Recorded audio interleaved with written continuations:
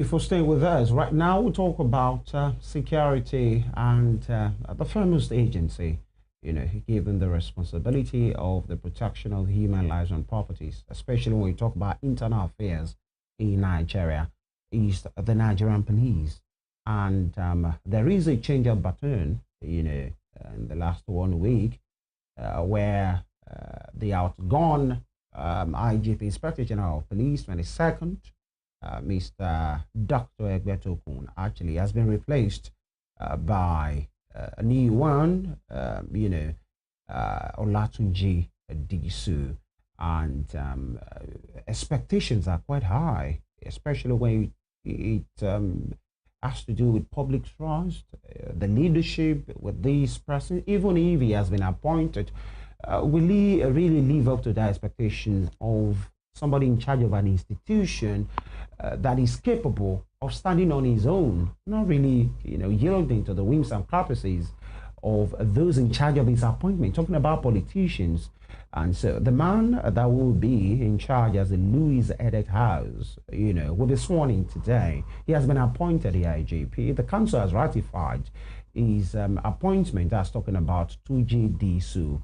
And he will be sworn in today, Wednesday. And so many persons are having a high expectation. He will appear to enjoy goodwill, a large goodwill from a vast majority of people, especially with his time while he was in Lagos, with what he did in charge of the RRS. And so can he translate that, to the national level, in which it will be faced with different things, different dynamics, different people, and all eyes will be on him. The man that he replaced, as said, he's happy that Tunji Disu is the one taking, over from him, and he's very sure that he will do better. In fact, he said the two of them are mentees of the president while they were in Lagos, and that why might look like a good thing.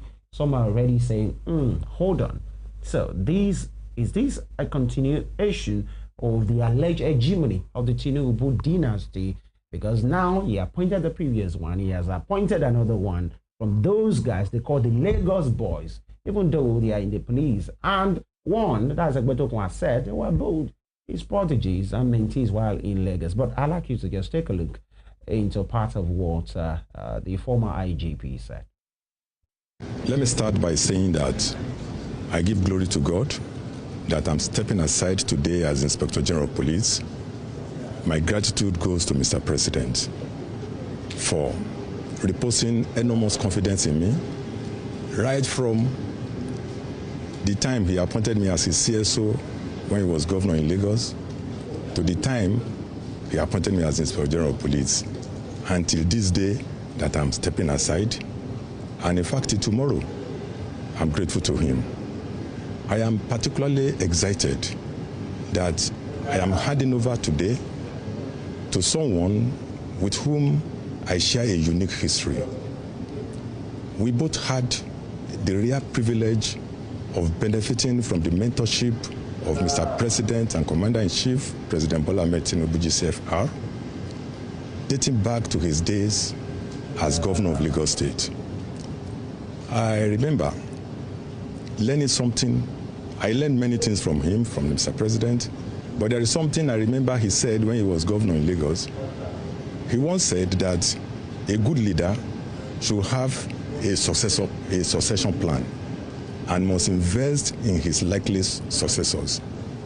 I invested in likely successors in the Nigerian police force, and I'm happy that one of those that I've invested in has been found most suitable for the job, and has been decorated today, and I'll be handing over in the next few moments.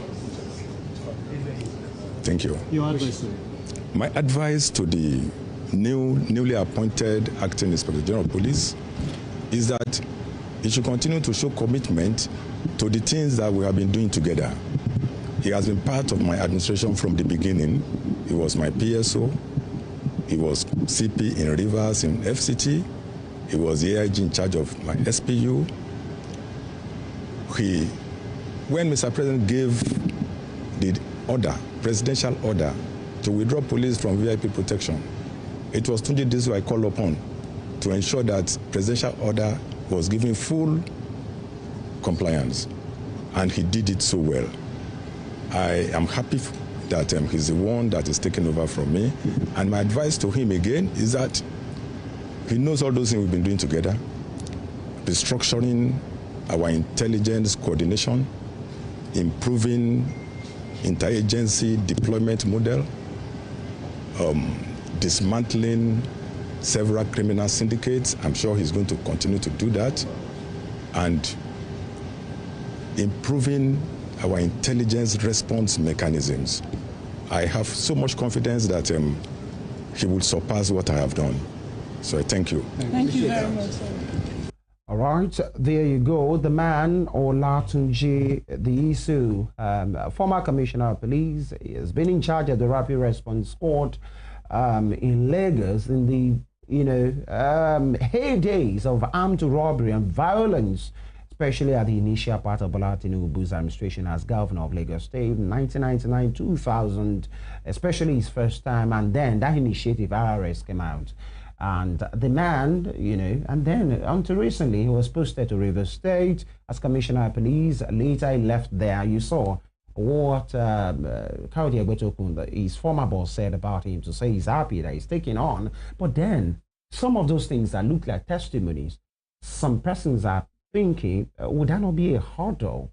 The Lagos connection, Lagos boys thing, which many persons have said it is real. Some are saying, okay, it's just there. You can't take it away from people that have worked together at some point in life. People get to meet again, being mentees of Mr. President. Mr. President is a politician. He appointed Egbetokun, he has appointed Disu. His boys, will these persons be really independent?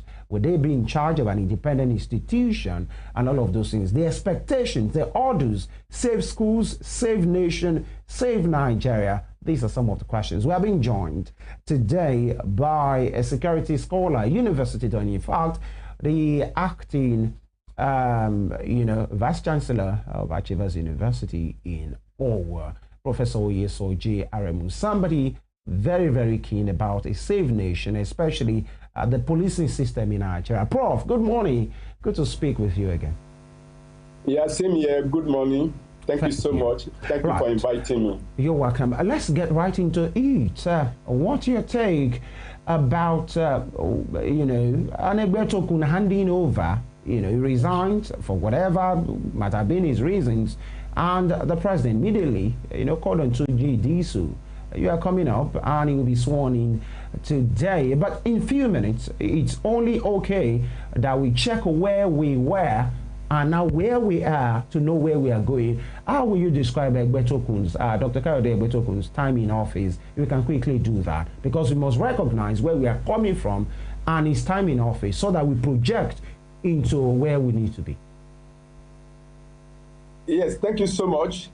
As regards for us to give a quick appraisal of the administration of former IGP, Dr. Kayode Egbetokun. I must say that in some ways he did very well. There are certain things because I've been kind of appraising his administration as the #1 police officer in Nigeria. And I'm aware of some policies, some reforms he introduced into the Nigeria police force. One of these has to do with the training and even the curriculum too that the police is using. This training curriculum has been with the Nigeria police force for many years now. And one thing about education, it's what you are exposed to, the kind of training you receive, the kind of curriculum you are exposed to would one way or the other affect or probably do with what you do when you get to the field as a police personnel or as a police officer. I'm not talking of those who are at the Nigerian Police Academy, Wudi Kano. Even that one also, efforts were made by him to make sure that he rejigged everything. Sometime last year, I had the opportunity of engaging one of the top shots, and then not a police officer, but a professor also in policing, who is also very close to the administration. And he told me that efforts were made or were being made then to make sure that they have to revise the curriculum, the training curriculum of the Nigerian Police Force. I think the meeting was held in Lagos there, and he assured me that very, very soon this will come to the fore. So I must commend former IGP for introducing this. I must also commend him for the efforts he made in making sure that the Nigerian Police Force did a bit better, I use the word a bit better, and area marshalling, area surveillance of criminals, especially in the North Central and the Northwest. Sometime late last year also we witnessed when the Nigerian Police showcased the area effort, area bombardments, what they can do aerially to make sure they tackle insecurity. And I said, wow, this is very good. If they can synergize with the military to be able to do this, in other words, they're coming with the Nigerian military to make sure that as much as possible, the bandits have no hiding place in Nigeria. That would be very, very good. So I'm also commending for that. I'm also commending also for the welfare of the officers and rank and file. He tried to do something significant in that regard, although it may not be wholesome, but we must give it to him. I think also former IGP Egbetokun brought also some touch of finesse, academic finesse, into the force. I must say this not because I participated in a book in his honor, a fresh street in his honor, but I discovered that he had that flair to make sure that what people say in the public, in other words, he engaged the public. He engaged the public, and through the PROs he worked with, the former PRO, Adejobi, and even the current one too. Also, I think he was able to do that. Then absolutely, I know that there are other things, but these are the few things for me to quickly appraise him. Of course, this administration. So we need this, as you said, for us to be able to know where are we coming from, where are we, and where are we going. Thank you so much. All right, Professor. Nigerians appear cautiously, optimistic about the appointment of Tunji Disu personally, but on the other end, talking about the position is now called to hold, there's some sort of deep skepticism about it. I'd like you to address that. Is this skepticism, is it coming from the point of trusting the individual, but distrust with the system or with the office or capacity is now quarterly? He appears to be a man, with a wealth of experience, having served in different capacities. Nigerians, are optimistic about that. Several people say, they've had dealings with him and he's such a fine officer. But some people still have this, skepticism about this position, the institution of the police, and then the position he now holds as soon to be sworn in IGP now, but they have that skepticism around that. What do you say to that? Yes, thank you so much. First, I think we need also to interrogate the trajectory of the new IGP, Tunji Disu, being the 23rd indigenous IGP from 1964. I think we first need to interrogate his trajectory. I've never met him as a person, and I have no dealings with him as a person. But long before he was announced by the president, I've been able to have a kind of follow-up of his activities, especially during the NSAS in 2020. Right. He did well in Lagos during the NSAS, although there are still other dimension to that, but he did very well as the man in charge of the NSAS. I mean, he was able to quell, and of course, did very well on the NSAS through the RRS, his Rapid Response Squad. Then again, in Lagos, then he was credited to be the officer who arrested that kingpin. I think it was Evans, or what they call his name. Yeah, Evans, exactly. So, and other very notorious criminals, they had that knack to really bust into hideouts of criminals and, of course, deal with them They were also told of his activities in Rivers State. Again, then from Rivers State, then I think in Abuja to FCT in Abuja. They was also taken to Alagban, and you know one thing about Alagban, there's this mindset about Alagban that criminals, you know, that this Afro man, Orlando, who also talked about Alagban, you know, all those things. So what I'm saying, if I ask to that given his trajectory, there was also said to be a sportsman that is a judoka. So that has to do with the physicality as well, and of course, even handling of rifles and guns and ammunition. So many beautiful things were said about him. In fact, I had to engage somebody last week on social media, on Facebook to be precise, and I said, this is very good, but we should be very, very careful. And that's taking me to the next leg of the question, that given the habit of the Nigerian police as a whole. So in other words, I'm one of those who been talking about skepticism, who's also skeptic about it.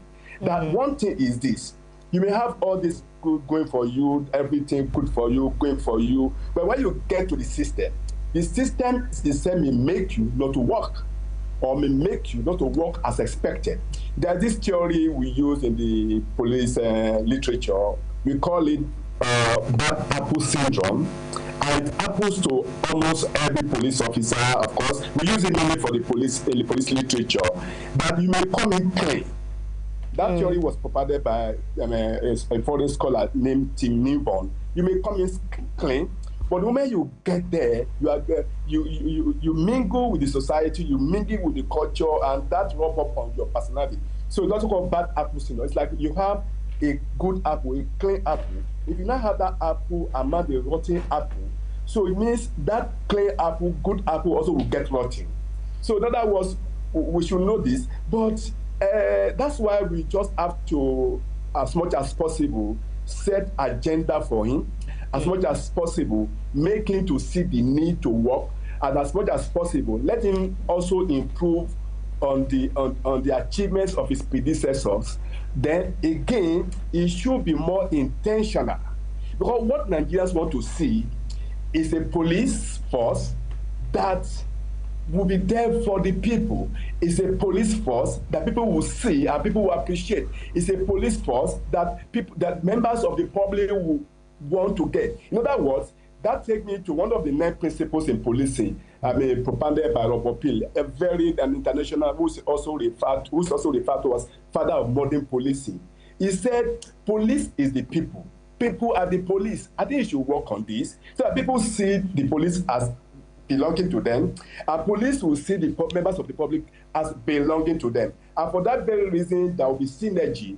And if you have synergy, it means as much as possible, people will have confidence in the police, right, and police will also have confidence in members of the public to provide them with intelligence. All right. Now, very quickly, as we'll go into the expectations before the man right now, which is multidimensional and improved police, actually, a police that, has a good welfare system in which you see a police officer is looking neat, is looking tidy, is looking well fed, and people can draw inspiration to say, I want to be a policeman.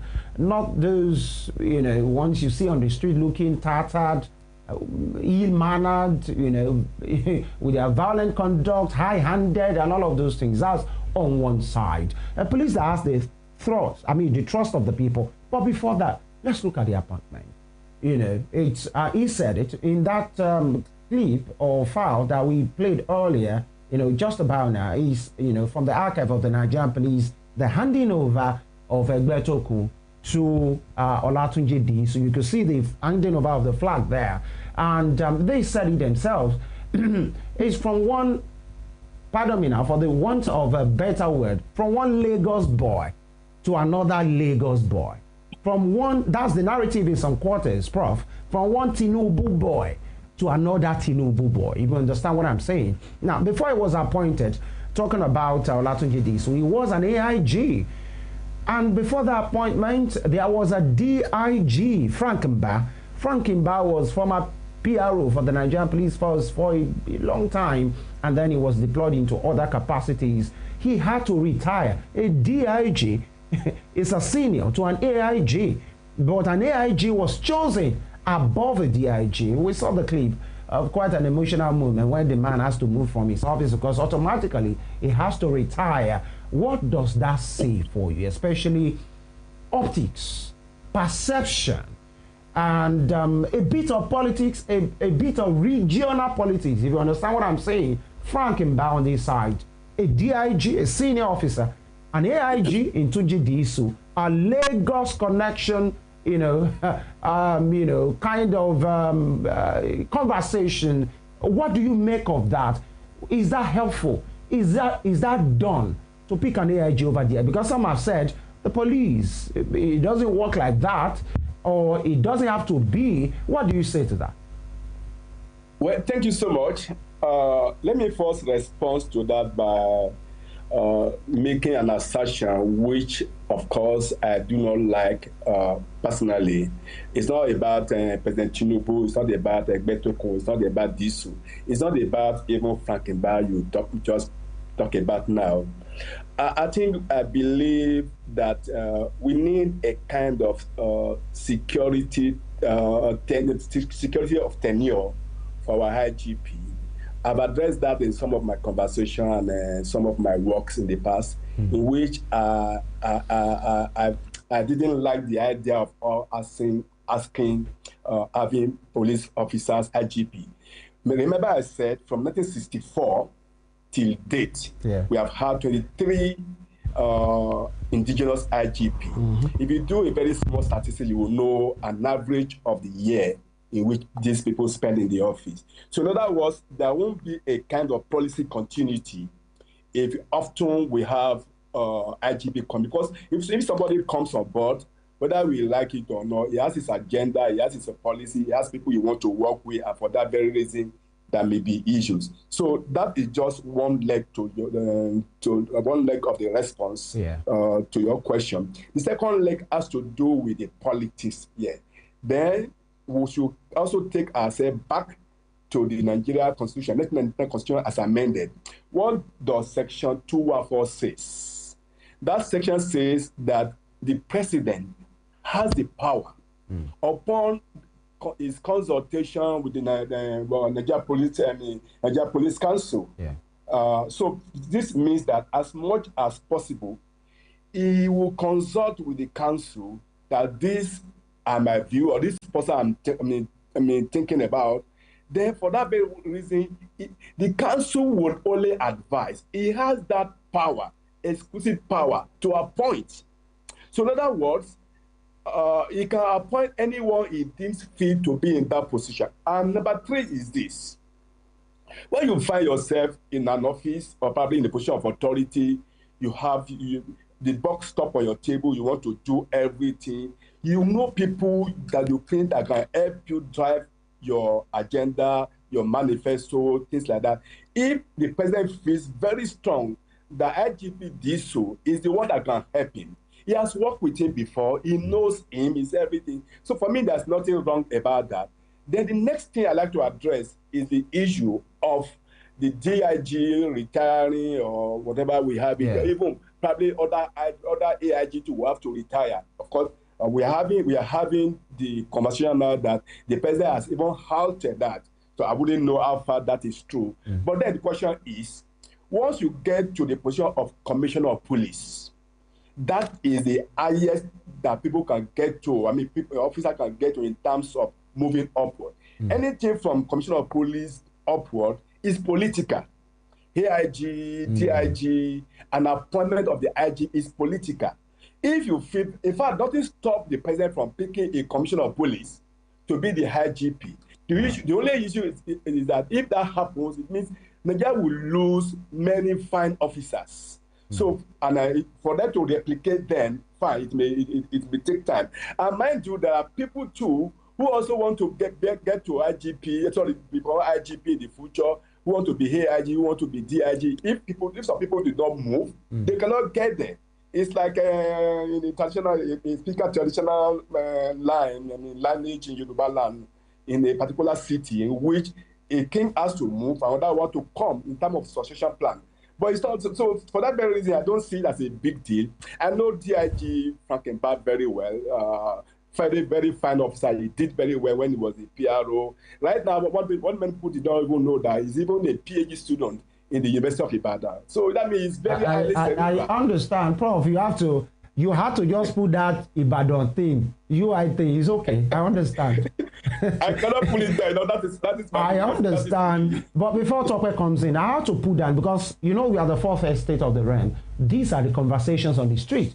Because some are thinking it's a Lagos kind of connection, even in politics, beyond the police. That Tinubu is just bringing his boys and his boys to the people that will do his bidding, especially as we tend to an election year. So don't you think that's worth interrogating? And for people that doesn't feel comfortable about that, saying there are other officers, why must he? That's the Yorubanization of the whole thing. There is the Lagos thing about all of this. So these are the conversation. But we are talking about security here. Yeah. So you don't think it counts, actually? About nepotism. Yeah. It comes to talk about nepotism. Yeah, I know. Honestly speaking, no problem about that. I think of all the former presidents we have in Nigeria, except President Goodluck Jonathan, who looked elsewhere to pick his IGP, in other words, not from his region. Other, Tinubu did, what do you call it? The president did, Obasanjo did. And again, I do not want us to forget that section 214. The president has the power, has the prerogative to choose. He just picked the minister yesterday. Then, of course, addressing the urbanization of Lagos syndrome you're talking about, of course, I don't see it that way. Honestly, I don't see it that way. But if that is it, that he feels it will make him to be a better president and to drive his agenda, okay, why not? That's the way I see it. All right, Prof. Historically, the Office of the Inspector General has been, accused of selective enforcement, especially during sensitive, periods like election periods. This is another election period, whether we like it or not. I mean, it's going to be the Ekiti polls, very soon. And then Oshu is going to have, their elections as well this year. Looking at this appointment coming at this time, like my colleague had said earlier, with the Lagos thing, that people are mulling, a former Lagos boy and another one now talking about neutrality. Is neutrality going to cement the legitimacy of a Tunji Disu at this time? And how possible is neutrality if the president, as the commander-in-chief of the armed forces, is the one who is, appointed this one now at this time? It's going to be the general elections very soon again and all of that. Is this further entrenching, the belief of Nigerians that there's going to be a possible influence? And how is it going to manage this too with state level policing as well, especially with the advent of the calls for, state policing? The president is also seriously talking about that. So, is it going to be possible for Tunji Disu to maintain neutrality while also being under the command of the president as his direct boss, as his boss as well? Oh, thank you so much. Tunji Disu is an individual. As I said the other time, I don't have any dealing. I don't know him other than what I read about him in literature and what people are saying about him. One thing is this. As the police officer, I expect him in the next few days to really roll out his agenda. Of course, Nigeria should also help him set agenda as we are doing right now. I think he must be also reading what people are talking about, and it should be seen, and I believe he should do it to be above board, live above board. So as much as possible, it will be neutral as much as possible. Then, so this will address this referred politicization or over-securitization of our election. Yes, election is coming up in Ekiti very soon. Then our dear state too, Osun State very soon. Even the national election coming up next year, which is less than, of course, I think less than next year, yes, around May, I don't know, maybe they said March, February next year. But in other words, very, very soon, next year too. So it means as much as possible, we need the security, and of course, that is leading us to the second leg of your question, talking about the claim for the creation of subnational policing, which we refer to as a state police. I think it's very, very imperative that more than ever before, I think the government is showing seriousness about that. And I must give this to the current president. Of all the presidents in Nigeria, I think he happens to be the one, dead or living, that has shown that seriousness. Of course, I mean, former President Goodluck Jonathan did that during the national confab during his period, because it was part of the national confab, but it was not implemented, of course, by the president, of course. I mean, President Goodluck Jonathan. I know many things were not implemented. But the president, Tinubu, is really vociferous about it. He's been talking about it since 2024. He talked about it 2 times last week. But beyond the talk, exactly. I believe what the president should do is sending an executive bill to the National Assembly and not asking the senators or the House of Representative members to go and do it. Because executive bill will attract a kind of a speed, will have a kind of importance, and this will make it to be faster. So I believe what the president needs to do is to introduce an executive bill about the creation of state policing in Nigeria. And whether we like it or not, it's not about the election. We need the state police given the internal security challenge or challenges we are facing right now in the country. All right. We are due for a break right now, Prof. Yeah, but just before that, because I might just have to let you go, our safe schools, because you have been somebody very, very vocal about state police creation, and we just talk about the president talking about it. If our son would say maybe he's just giving something Nigerians, something to chew about every time, he knows what to do if he wants to achieve this. And some will even say maybe that's one of the undoings of an Egbetokun, that maybe Egbetokun is not really open to the idea of state policing. But let's talk about safe schools, Prof, before we let you go.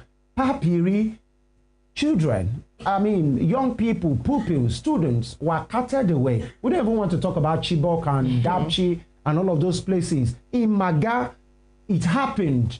What will be the agenda in front of a Tunji Disu? Till now, we are still asking, who gave that order for the retrieval of those officers who left that school in Kebbi State? Till now, nothing has happened. What will you be, if you have to have a sit down with an IG Disu, what will you be telling him about? You're an educationist, you're a scholar, about having a safer school that will be manned, by the Nigerian police, or a collaborative effort. I need you to speak to that before we let you go. Oh, thank you so much. It's quite unfortunate we got into this stage in which our schools are no longer safe. As you said, so many children in the last 3-4 months have been kidnapped or whisked away by bandits and terrorists in Niger State, Kogi State, Kaduna State, even as family, many other places, mainly in the north central and northwest. So that is not giving us a good name as a country. And as I'm talking to you right now, we still have schools that are closed for the fear of being attacked by bandits. So this makes it very, very difficult for us. So IGP Disu is coming to the scene at a time when our schools are not safe. Of course, I know the Nigerian Police Force has a special squad of getting our schools safe. I think also I know the CP in charge of that, who happens also to be a former student of mine. Again, you will say I talk about Ibadan again. Why not I will talk about Ibadan? So then again, the Nigerian Civil Defense Corps also has another squad for safe school. So what I want the IGP to do is to synergize with the Nigerian Civil Defense Corps. How do we do this? Let them come together. It's not just a kind of Nigerian Civil Defense Corps will be doing its own, the Nigerian Police Force will be doing its own. Let them come together. How do we guarantee the safety of our children in school? With the collaboration of the military as well. And if we are able to do this, then we can have some measure of peace. The kind of a thing that the children will go to school, they will be able to learn. Then our staff too, our teachers too, will be able to teach. So that's my quick comment, my quick response to that. All right, sir. Thank you very much, a security scholar, and of course, a university done. Thank you for your time and your take. And of course, they say, you know, just like the instructive name of the new INEC boss, Amopiton, everybody is writing their Iton right now. And for Tunji Disu, it started for him. We wish him all the best, because if he does well, if the Nigerian police is improved, we will all be the better for it. Thank you, Professor Oyesoji Aremu. Thank you so much. We're going to interrogate this our country, yes, and we must get it right as a country. Thank you so much for inviting me. Thank you very much. We'll go on this quickly. When we return, we speak to issues the state of the Nigerian nation. Stay with us.